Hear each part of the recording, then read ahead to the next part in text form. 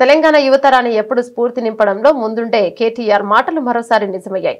ఉద్యోగాలు అడిగేవారుగా కాదు, ఉద్యోగాలు ఇచ్చేవారిగా ఉండాలి అని కేటీఆర్ ఇచ్చిన పిలుపుతో స్ఫూర్తి పొందిన ఊరబండకు చెందిన 9 మంది యువకులు కలిసి డాక్టర్ గార్డ్ పేరుతో వాటర్ ప్రూఫ్ సొల్యూషన్స్ కంపెనీని ప్రారంభించారు. ఉద్యోగ ప్రదాతలుగా యువకులు, యువ మిత్రులు ప్రారంభించిన కంపెనీ ప్రాంగణాన్ని వారి కోరిక మేరకు కేటీఆర్ సోమవారం సందర్శించారు. ఈ సందర్భంగా యువకులతో మాట్లాడిన కేటీఆర్ ఉద్యోగాలు అడగడం కాకుండా 10 మందికి ఉపాధి కల్పించాలన్న గొప్ప లక్ష్యంతో వీరు ఈ కంపెనీని ప్రారంభించడం అభినందనీయమన్నారు. జయంతియో ప్రసంగంలో కేటీఆర్ చెప్పిన మాటల స్ఫూర్తితోనే కంపెనీని ఏర్పాటు చేసినట్లు డాక్టర్ గార్డ్ బృందం తెలిపింది. పుట్టి పెరిగింది హైదరాబాద్ లోనే అయినప్పటికీ తమ కాలపై తాము నిలబడాలనే లక్ష్యంతో కంపెనీని స్థాపించినట్లు యువకులు తెలిపారు. మొహమ్మద్ ఇమ్రోజ్, మొహమ్మద్ సోహెల్ అనే 2 పిల్లలు, వారితో పాటు వారి 7 క్లాస్మేట్స్ అండ్ ఫ్రెండ్స్ అందరు కలిసి 9 మంది. మేము చదువుకున్న వాళ్ళం, మేము ఇక్కడే హైదరాబాద్లో పుట్టి పెరిగిన వాళ్ళం.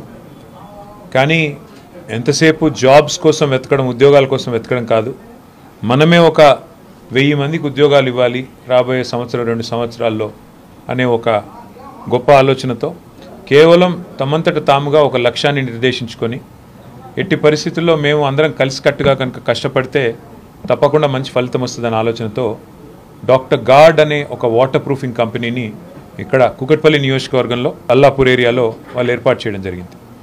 నాకు సోషల్ మీడియాలో ఈ తమ్ముడు ఇమ్రోజ్ అని నాకు ఒక మెసేజ్ పెట్టారు.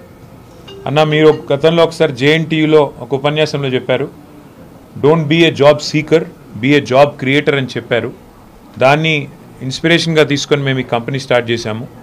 0 పెట్టుబడితో, రూపాయి పెట్టుబడి లేకుండా 9 మంది మా ఆలోచననే ఒక పెట్టుబడిగా మొదలుపెట్టినాము. కొంత ప్రోగ్రెస్ సాధించినాము.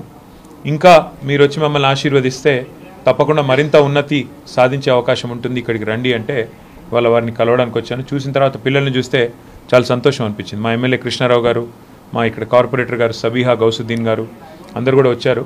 నిజంగా పిల్లల్ని చూస్తే చాలా సంతోషంగా ఉంది.